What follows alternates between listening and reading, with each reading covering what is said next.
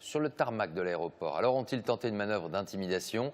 Direction Bangui, où l'on retrouve notre envoyé spécial Gérard Grisbeck. Gérard, l'information est-elle confirmée du côté des militaires français ou préfère-t-on minimiser l'incident?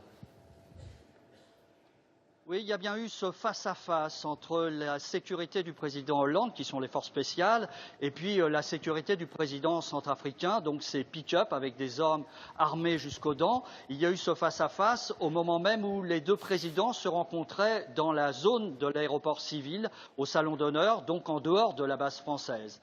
Mais évidemment, ça a inquiété les forces françaises, mais très vite, ils ont compris que du côté centrafricain, il n'y avait aucune animosité. En réalité, il faut savoir ici que les forces de sécurité du président, qu'on a vu ici il y a 2 jours lorsqu'on a fait l'interview du président de la République centrafricaine, ces forces, évidemment, sont très visibles. Elles sont d'ailleurs très désordonnées, surtout comparées à nos forces de sécurité en France. Mais c'est vrai aussi que, sans doute, le président centrafricain a voulu montrer qu'il était maître chez lui, bien qu'il y ait 1600 soldats français sur son sol. Gérard Grisbeck en direct de Bangui.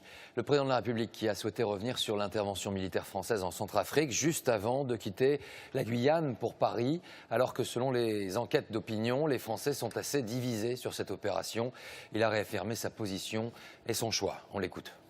Quand j'imagine ce qu'était la situation déjà il y a une semaine, ce qu'avaient été des massacres, où plus de 600 personnes ont été tuées, et que je vois la situation sanitaire, je me dis heureusement que la France est là-bas. Je sais bien qu'il y a beaucoup de mes compatriotes qui s'interrogent, je me dis mais qu'est-ce qu'on fait là-bas? Est-ce qu'il n'y a pas suffisamment de besoins à satisfaire ici en France pour qu'on ait à donner notre solidarité à des Africains? Eh bien oui, c'est ça le rôle de la France.